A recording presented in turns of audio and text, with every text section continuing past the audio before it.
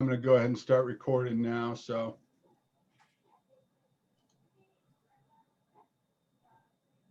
nobody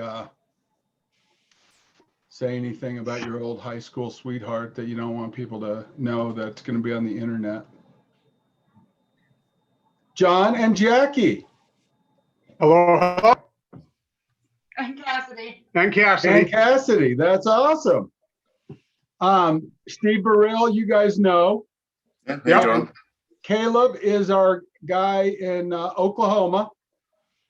What's up, everybody? Okay. How you doing? He's spearheaded. Yeah. Seen your video. Hey, thank you.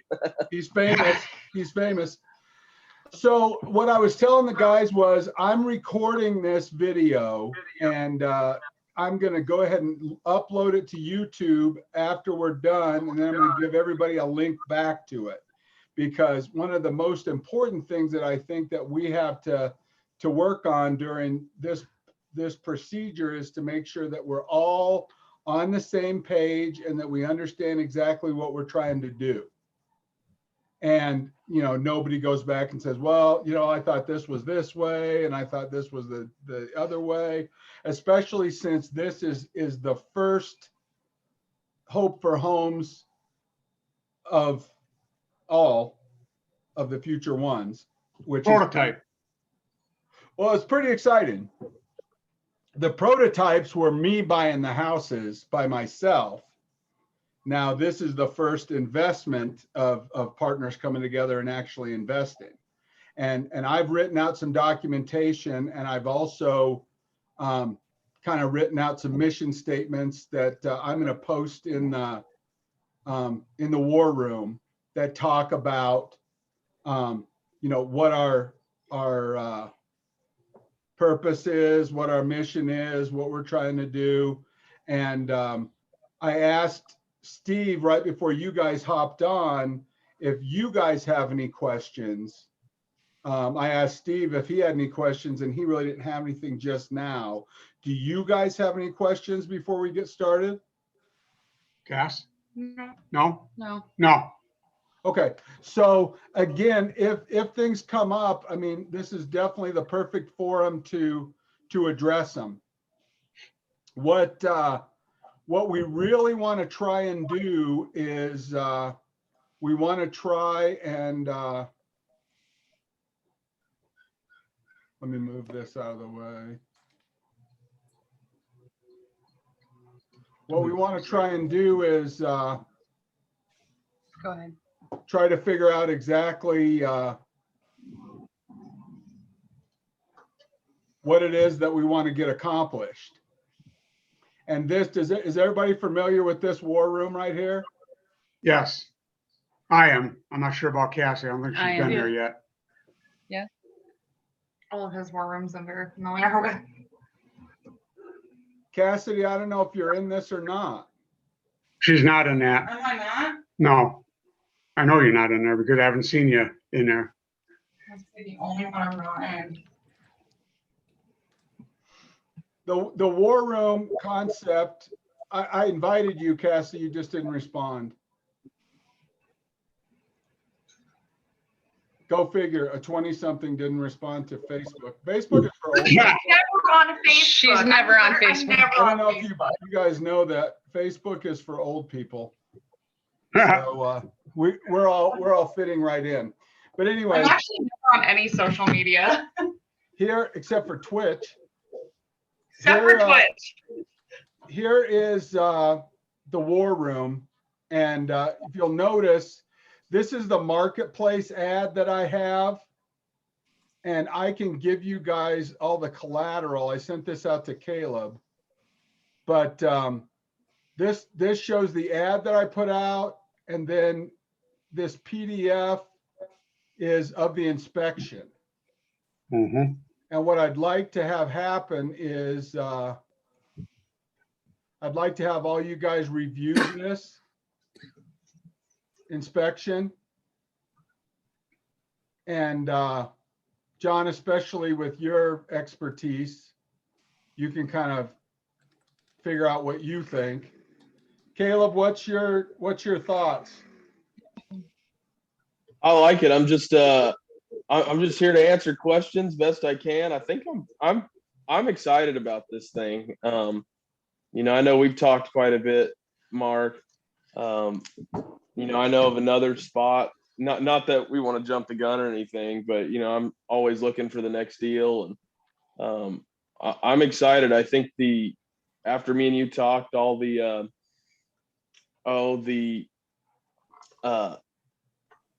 response from that Facebook ad was amazing. Even more so than what I thought. And it's my town. I knew it wouldn't be a problem, but that was just a crazy response from it. It was nuts. Let me kind of show everybody what I'm seeing on that, just touching on that. If I go to messages right here, can everybody see what I'm looking at here? Yep. If I go to messages and then I go to marketplace, these are all of the messages that are green dots are the Norman property that I'm advertising. All of the ones that are these bathroom pictures are our Oilton property. But look at how many people I have responding to this ad.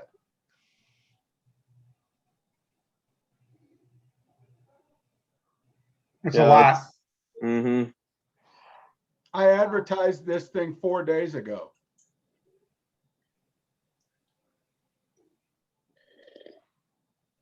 Yeah, that's wild. Is that crazy or what? That is crazy. So what I was trying to do is I was trying to pull off this hat trick to where I'd close on the property on the 26th and 27th and rent it out on the 28th and 29th. But what I ran into was I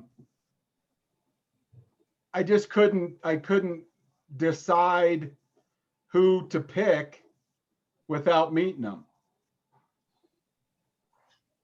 So that's one of the reasons that I wanted to have, get together and have a meeting with all you guys. And what I think that I'm going to do is just have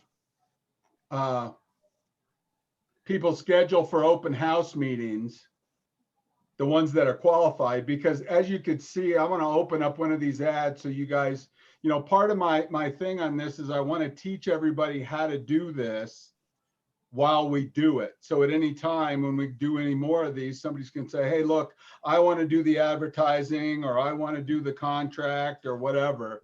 But if we look at, one of these,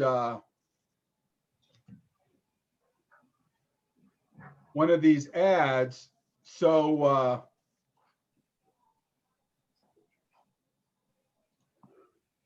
let me just open this up this way. Yeah,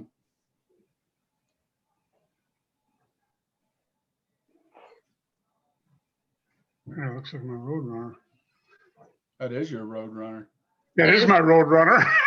That's you racing your Roadrunner. That's me sending him a video. Okay, so what I get is somebody that says, hey, I'm interested in your ad.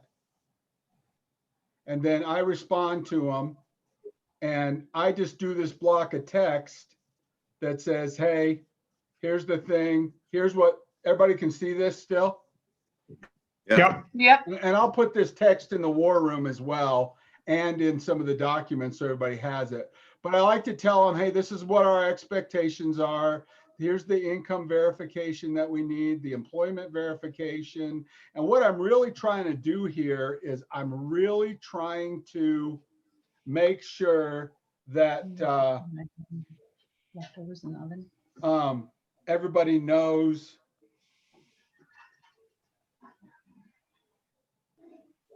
Hey, Carson, your sister's coming by pretty quick. So that everybody knows that we're looking for a high-end client for this place. And I said it, especially, no offense, Caleb, but I said it for, kind of a high on, on the rural end of what we're dealing with. And then I have some people that don't qualify for 650, but the ones that are really tenants that I trust, they reach out to me and say, hey, I'm working on my credit. It's a 610. It's not 650. Can we work with that? You know, and then I say, hey, yeah, we'll work with you. And this is how I get the vetted clients. And that's this lady right here. So Mark, what do you do to work with somebody that doesn't qualify at a 650 credit score? What would that look like? More of Well, a down payment, more of a first and last in security, or? Well, if we read this lady, and I could put all this in the war room too, so everybody can read this, you know, she's trying to tell me that, you know, she's working on her life and she's got an average income of 2,450. We're wanting the person to have 3 times their income. And, you know, she's 4 times. And her credit score is 573 or 600. But, you know, she's obviously given me a screen grab of her credit. And she gives a shit, you know. So what I'm going to probably do on this case is I'm going to kind of forgive a couple of credit points here. And when I interview her, or when Caleb interviews her, then we're going to be looking to kind of, you know, size her up and make sure she's the type of person that we want. And we need to make sure and run her background, make sure that there's no criminal activity on the background check, make sure that there's no evictions on her credit history. And we're going to call her previous referrals for rent. And if that all checks out, then I'm going to make a judgment call on that particular customer. And it's always based on, you know, here, just a second.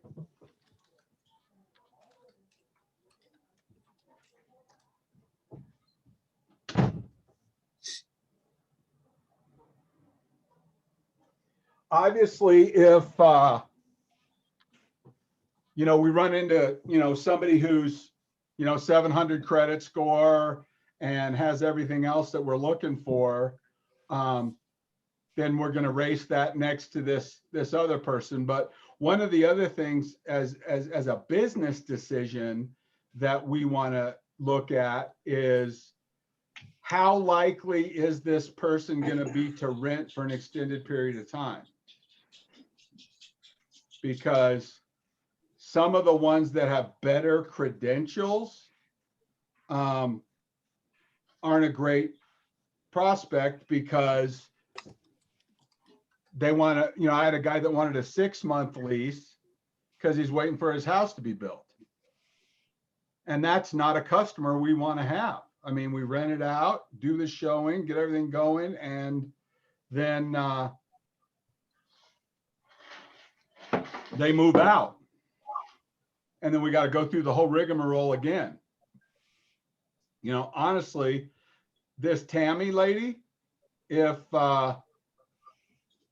she moves into this little house and we treat her better than average and she rents it for 10 years with escalations, that's what we want. And I've already got an appointment. Caleb, I shared a calendar with you, and I'm wondering if you can do a couple of these rental showings if I'm stuck up in Norman. Yeah, I can do that. Absolutely.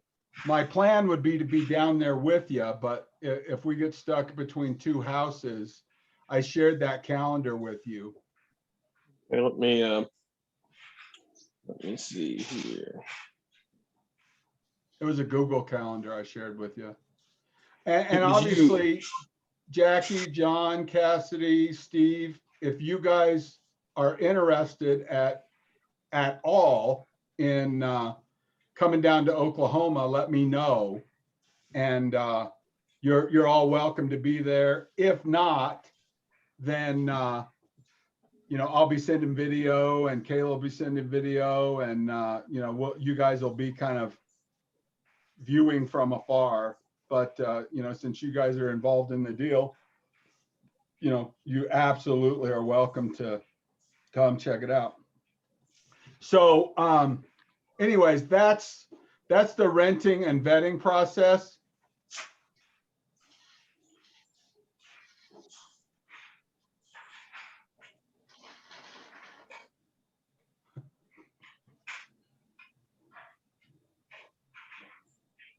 I don't know what that means either.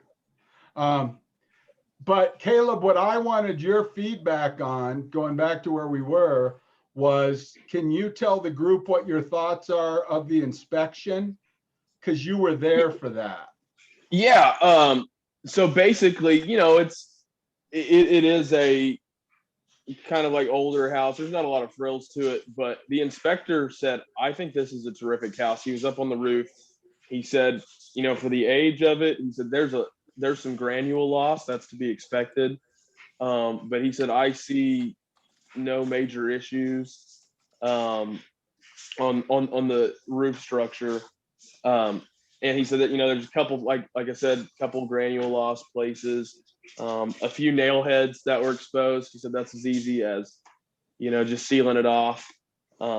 He said the garage that one was a little worse. But I think that garage is a bit older structure as well. And then off the top of my head, the two biggest issues were there's a back porch that just needs kind of some just shored up, kind of it's a little janky, it just needs some maybe a fix to the house a little better. And that's an all wooden porch. And then the kitchen sink had we ran the dishwasher and it backed up. He said it was just it needed a regular P trap. It had an S trap on it. And he said that should solve the problem to get it to quit doing that. Both of those are fairly simple fixes. And that was the two biggest issues he had with it. He said, this is a great looking house. Can you get a local roofer out there to take a look at that roof and give us an estimate? Yeah, absolutely I can. He's calling for a recommendation by a qualified roofing contractor.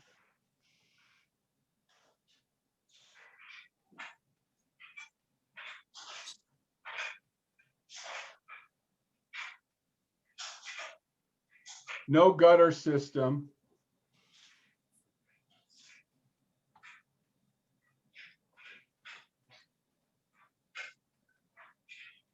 We may want to add that.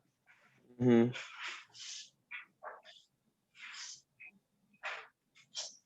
And just so you guys, know what my I guess business policy is, whenever I take over a property, I look at everything that I can fix. I'm interested in, painting things, sealing things up that need to be sealed up so we don't have mold issues, we don't have termite issues. And a well-maintained house, if we take care of it and we have good qualified renters and we keep a very nice property for them, it's been my experience that we have a lot more longevity with the homes and the renters, and a lot less damage. Once you have something go left with a renter and they don't think that you care about the property, then you've got an issue. Does everybody feel like they're on the same page with that? Yeah. So if we buy the place right now, we're into what's the bid price, Caleb? 50. 50,000, and we've got estimated closing costs about where? 1,500, 2,000 cash deal. Yeah, about 1,500. Okay, No, wait, no, I'm sorry. Maybe a little less than that because we are closing at the same facility. We changed up the closing. It might be like 1,000 or maybe a little less. It's a little less than 1,500. what I would probably think of in my mind as I'm working on this would be that I would add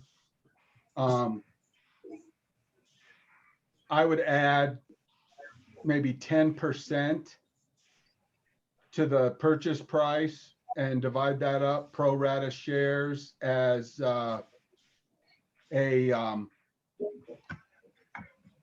buffer for maintenance to get things fixed up and deal with the maintenance concerns. I'm buying somewhere in Norman at 155, and I'm budgeting about 12,000 for that property. And I just want to make sure that we can do everything that we can do to get the property where we want it. Does everybody feel comfortable with that approach? Yes. Steve? Yeah. Okay. And again, since we're in the beginnings of this thing, I'm only interested in people wanting to be involved in this and be wanting to be in the future of doing this, long-term income rental business. So if anybody is feeling like they don't like how fast the money's coming back, or they don't like the way it's structured or whatever, especially since this is the first shakeout run of what we're doing, I am happy to buy back shares of anybody that wants out.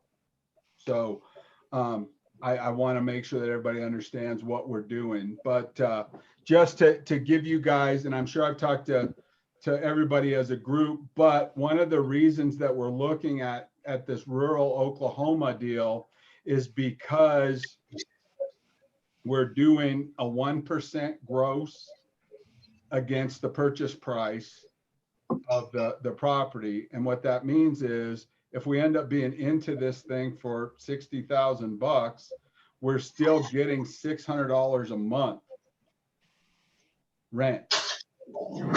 If we tried to do that in Denver on a 2-bedroom house, 2-bedroom, 1-bathroom house like this, the thing would be $3,500 a month against $350,000 purchase price. Even in Denver, nobody would buy that. Does everybody get that, how that works? Yep. Like for instance, I've been watching it with you, Mark, for a while, so I know the Girton houses, and that's how they started out. But you can't get that kind of rent today for it because of not the purchase price, but the equity that's accrued in those houses. Right. However, I bought into the Girton houses for under 118,000 bucks. Right. And now they're renting out for $2,500 a month. And, that's what we hope to do with all these houses that we're buying.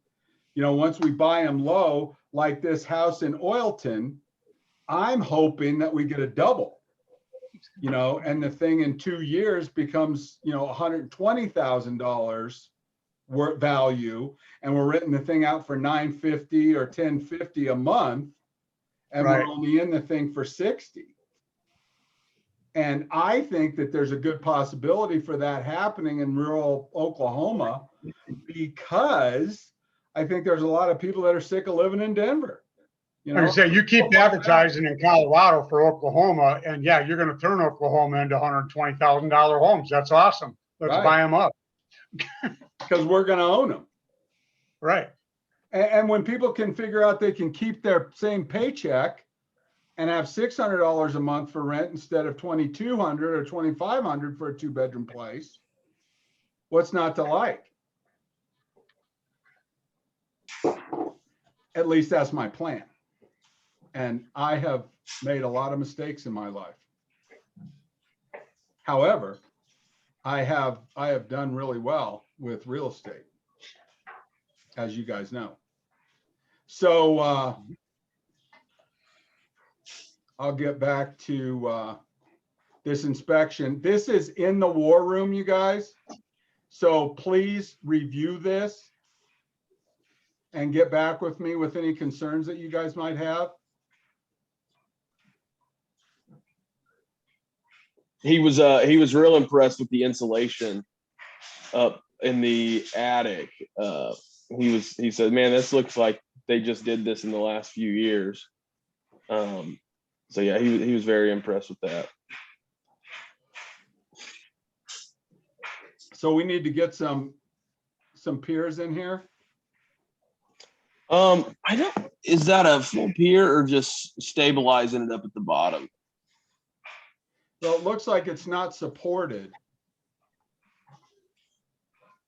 Yeah, it needs something from the ground up, correct? Right. That's what I'm seeing.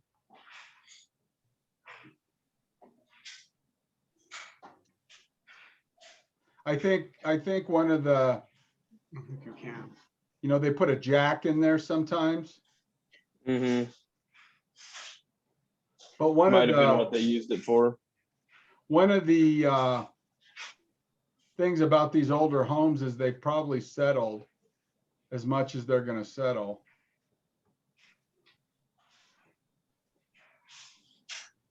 What's a grounding rod? That's for Oh, your electric.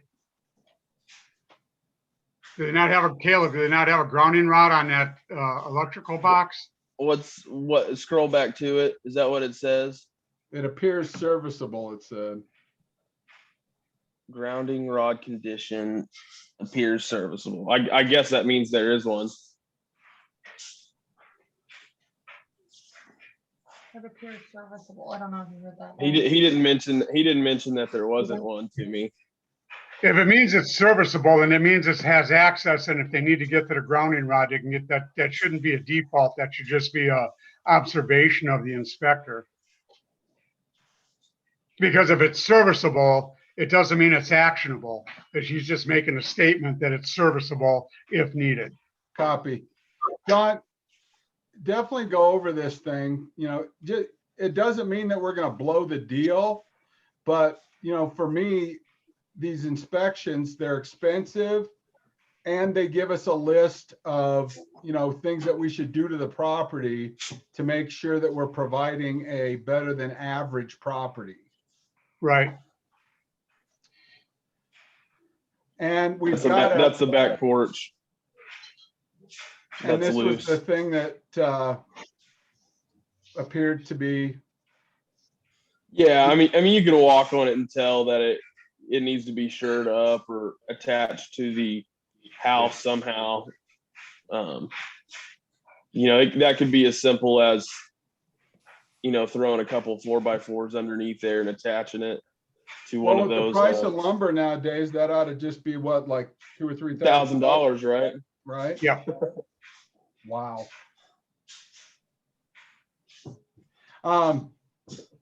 For the first time, I saw this today that lumber futures are going down. Well, I think that they're going to have to do something with that. It's ridiculous.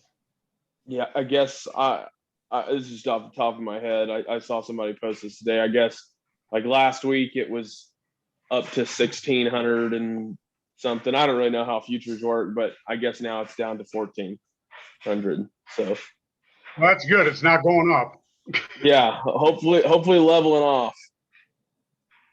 Well, here's that deck, and we're just going to have to decide whether we want to keep this handicap accessible thing on here, because I think that's on the front and back, right, Caleb? There is, yeah. There's a ramp on both sides. And that's here. So, Yeah. you know, the other situation that we run into is, if we get somebody in the place who's handy, they can kind of work on the place a little bit to benefit themselves. And I've done a trade out deal where I buy the materials and the tenant, does the work, and they end up kind of improving the place for themselves, and we get free labor. So there may be some of that stuff that we want to look at. Do you think we're going to need to do any painting? There might be a few touch-up spots, nothing like, I don't really believe like full rooms need that. There's a few places, like there's one spot on the ceiling I think could be touched up, and a few places here and there just where stuff is hung on the wall. But I don't think like, oh, it needs a whole new paint job in the house. Okay. Don't most people decide what kind of paint they want to put on the walls before they like move in? No? What do you mean? No. Oh. Renters don't usually paint. We always did. Yeah, we don't let them. Okay. I'll work with somebody if they want to paint it. Get people that paint black walls and red walls. You don't want that. Jackie's got the exact thing right there. AKA me, I tried to paint my room black. It didn't go well. Right? Missing shingle there. Yeah, I think this roof, is going to need to get replaced. I really do. And I think that should probably be in our budget. If not now, future. But I did a investigation onto some insurance.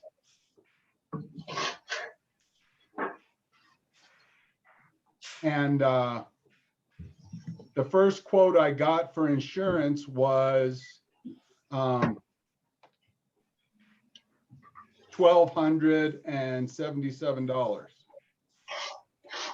a year. And the insurance agent, I had to chew his ass a little bit. The insurance agent said, well, that's for replacement costs of $139,000.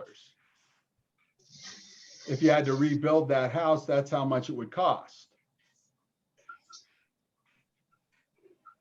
And what I said was, why on earth would we do that when we could just buy the house next door for $60,000 and get free land? Why would we put $139,000 into a building in Oilton, Oklahoma, that was going to be worth $70,000 or $80,000 best case scenario?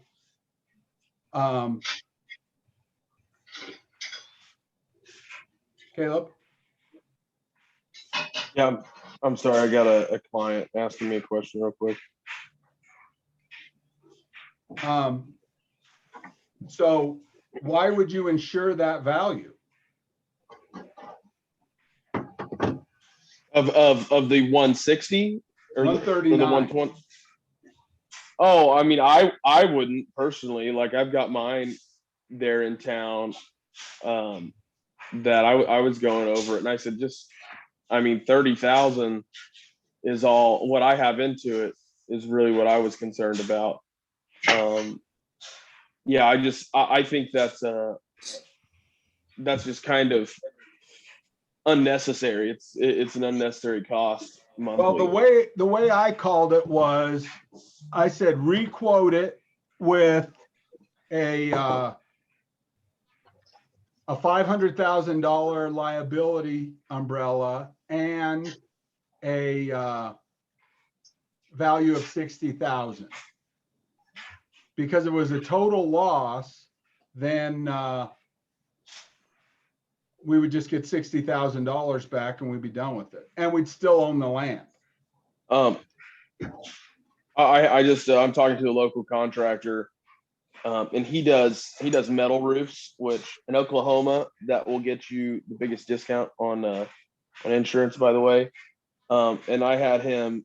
I just said, roughly this house is like 900 square foot, something like that. I said, what's your cost on a new roof, 900 square foot? And he says he does metal, and he said roughly $4,600. He said I need to measure, but could be more, could be less. So that's a decent price. That's a decent Absolutely. price. And I like the idea of a metal roof, Yeah. because barring a tornado or something else. Well, the number one insurance claim, I don't know if it's the same way in Colorado. The number one insurance claim in Oklahoma is hail damage. Right. That's Colorado. Yeah. Same in Colorado. Yep. Same thing in Colorado. Yeah.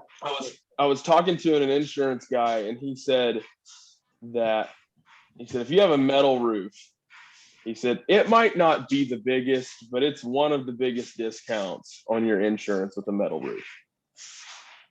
So that's kind of the stuff I always think, I think about. Like, yeah, it would work.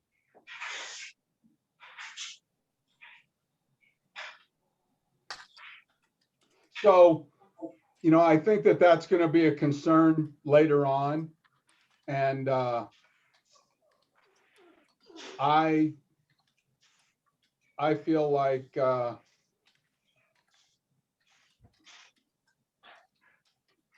hey, what's that? Oh, okay.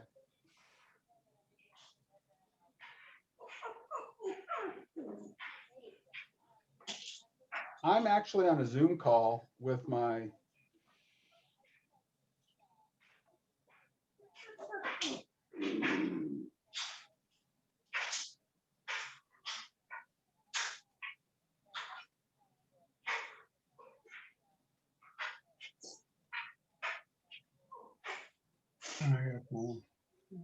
Ken was thinking about 200 a year, which is a lot better than 20. Well, can I call you back in 15 minutes? Call you right back.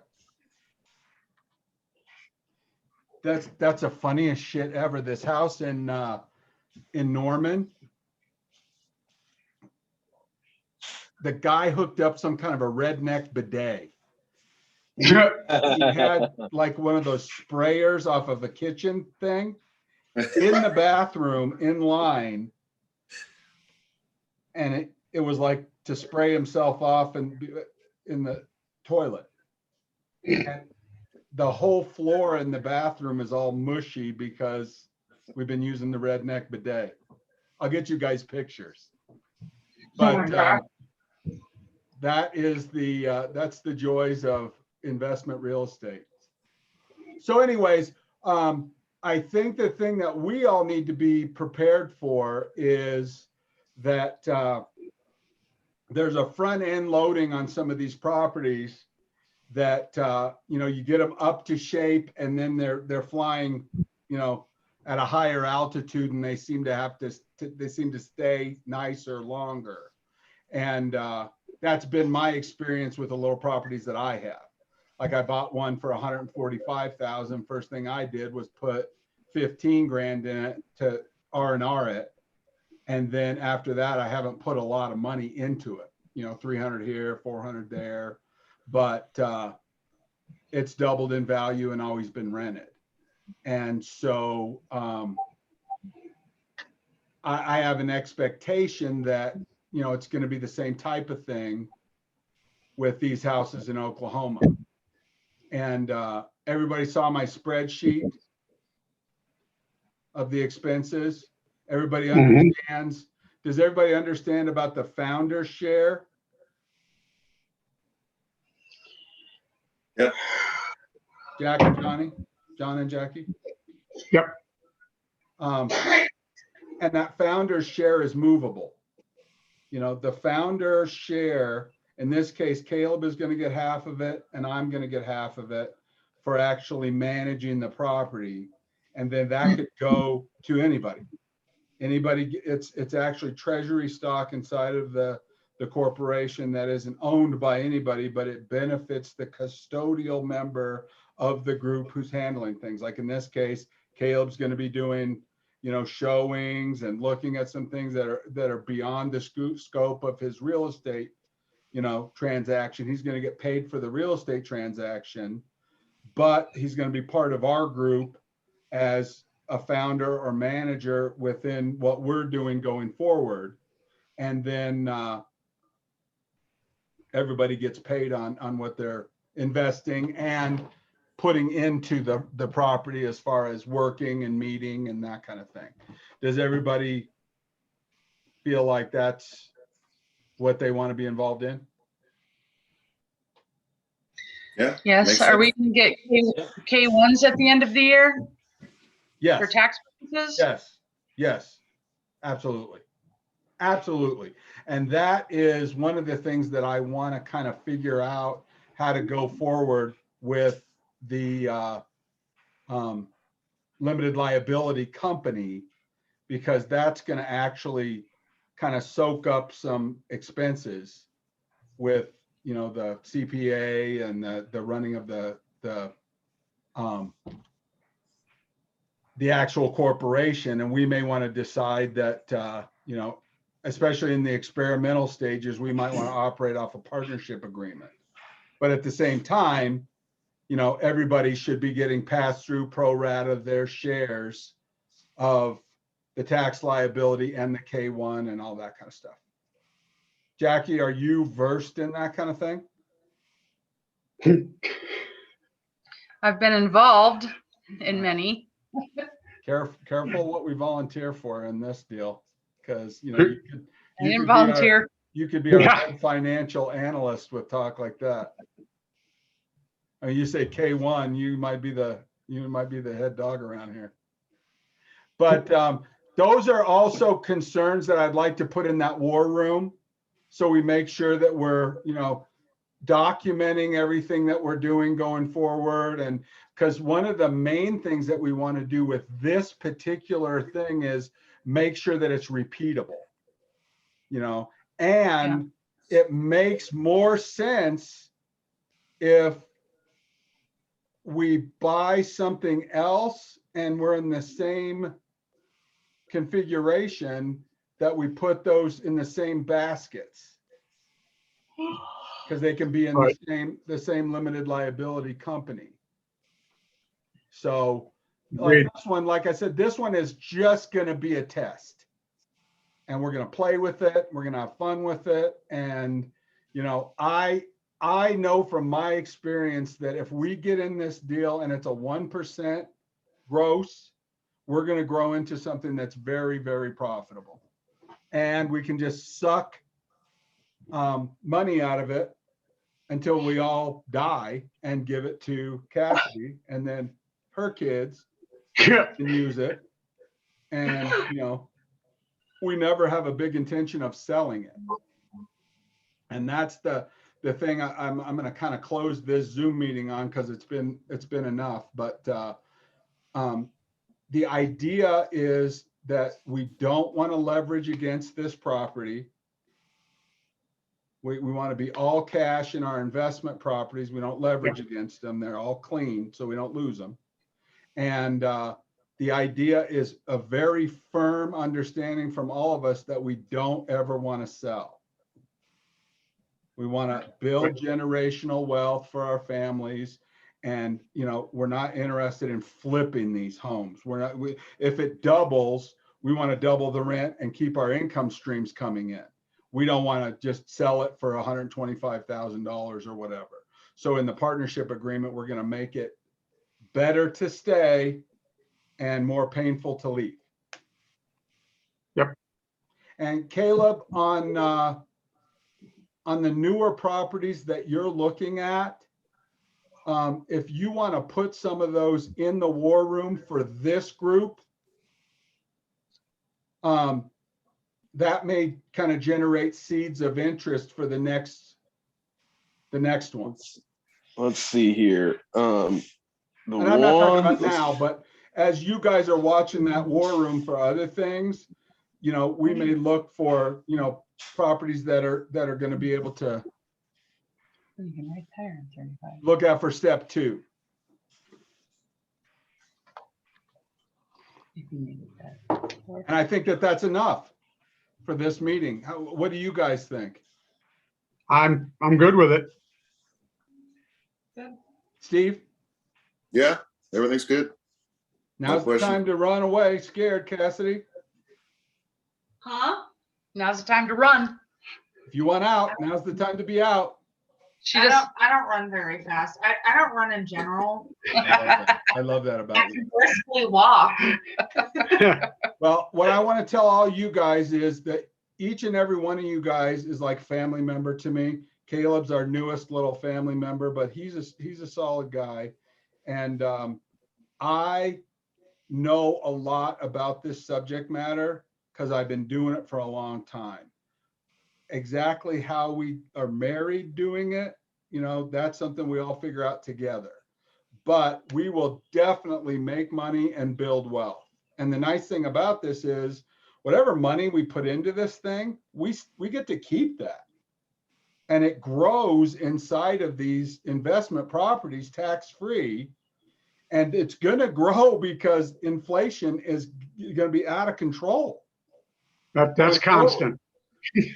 Well, I mean, and with what they're doing with the stimulus money and all this other stuff, money in your bank is going to shrink and money in these homes is going to go up in value. And as soon as they go up in value, the rents are relative to the prices. So we're going to get more rental income every single year that we own the property. So not only are they going to be growing in value in our portfolio, but they're actually going to be growing in income value. So I'm excited and I'm available for each one of you guys individually to talk to me about any of the stuff that's going on. How am I marketing things? What are the questions about this, that, or the other? Individually, you guys reach out to me and maybe we'll have one of these meetings a month on the Zoom call just to make sure that the board of directors of this little corporation is together and everybody understands what the spirit of the corporation is and what we all want to do together.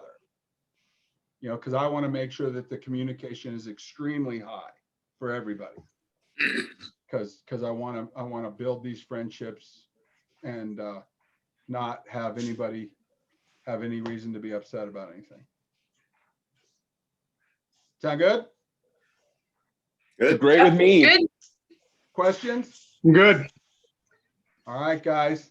I am going to put a link to this video in the Hope for Homes 001 War Room.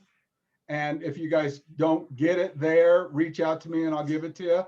But I love you guys and I can't wait to do our thing. 26, Yeah. right, Caleb? That's Love you right. too, Mark.